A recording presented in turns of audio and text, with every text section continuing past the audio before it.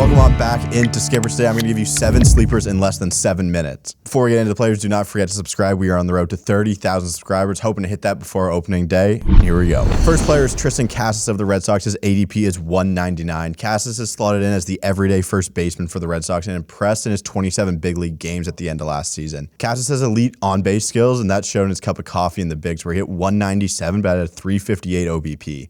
His walk numbers have been fantastic throughout his career, over 15% at pretty much every level. He can hit for power and ended the season on a positive note, even though middle of his time in the minors injury took away a lot of his at-bats. I think he'll be a really good points league player this season that you can get super late. And a positive sign for me was earlier this week hitting a lefty-lefty home run. I think the Red Sox can be better than people think this season. And Cassis will be in the middle of that lineup as well, driving in a ton of runs and enough to be very fantasy relevant this season. The second player is Shintaro Fujinami of an ADP of 418. He's a former Japanese superstar with an electric arsenal and a fastball up to 97. He fell out of fortune with command issues in Japan. The A's decided to sign him to a 1-year contract this winter and expect him to be a key member of their rotation this season. He pitched the 2022 season in Japan's Central and Western leagues and had a 1.77 ERA and 9 outings in the Western League. He has up to 6 different pitches and is hoping to throw more than 140 innings this season.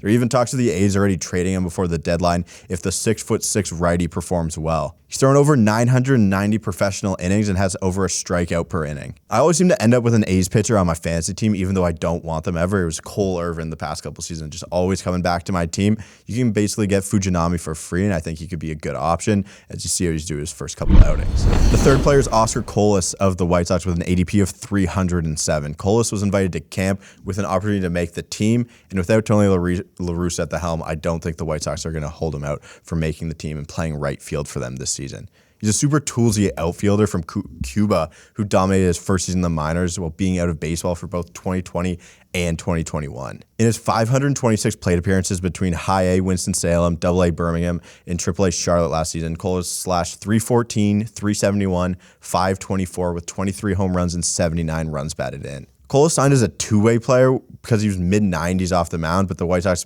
eventually decided to move him permanently as an outfielder. He has big-time pop and should be the answer to the White Sox right field questions at the end of the season. The next player is going to be one of the more exciting prospects in baseball, and that's going to be Andrew Painter of the Phillies. His ADP right now is at 318.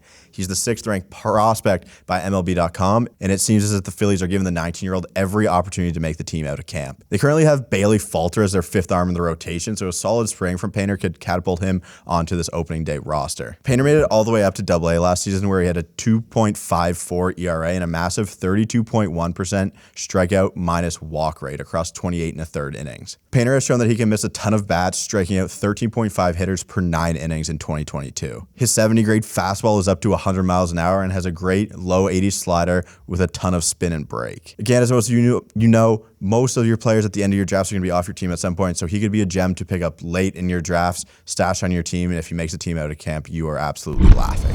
This video is brought to you by Peace Collective. If you're looking to rep your team this season, Peace Collective is the perfect place to start if you're looking for merch. You can get 10% off with promo code OwnersBox10 at Peace Collective when you check out. The next player is Ezekiel Tovar. He has an ADP of 277, and he is on pace to start up the middle for the Colorado Rockies this season. We have the news of Brendan Rodgers with a shoulder injury that might require surgery, so that seems to be more in place now than it was before. He's a top prospect for the team, and Bud Black has come out, spoken highly of him, and says he's ready to contribute for this team this season. Across 3 levels last season, he hit 15 home runs and stole 17 bases.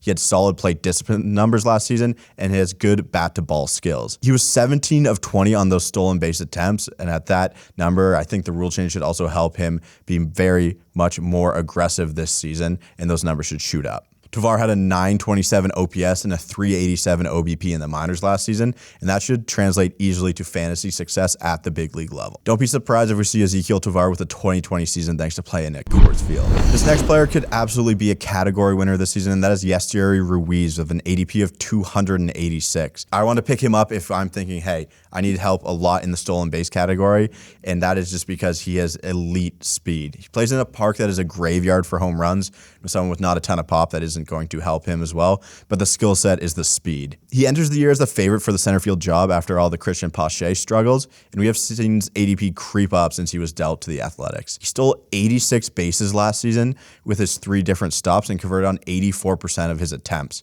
You won't see much power, but if he can steal up to 60 bases in the majors, you're getting an absolute steal at this ADP. Again, he's going to need to be on base to get all of those stolen base attempts, but the speed is close to the best in the big leagues. And the last player I have is Brandon Pfaadt with an ADP of 459. This Diamondbacks prospect led the minor leagues in strikeouts last season with 218, which was more than any minor leaguer in a regular season in the last 20-plus seasons. Pfaadt is one of the few pitching prospects capable of missing bats with every one of his weapons. He throws a whiff-heavy four-seamer up in the zone, topping at 97, paired with a plus tight-spinning slider. With Ryan Nelson down in velocity so far this spring, he may only need to beat out Dre Jameson to claim the number 5 spot out of camp. If he doesn't make the team out of camp, I'm happy to take a flyer on him and stash him for the first week or so to see what the Diamondbacks are going to do with their rotation because he has that much skill. If the swing and miss stuff continues to play in camp and the early part of the season, we might be getting a hell of a discount on someone who could be very good this season. There are 7 of my sleepers this season. I will probably be back for a part 2 of this. There are so many that I'm excited about. Thank you for watching. Do not forget to subscribe, and I'll see you guys next time.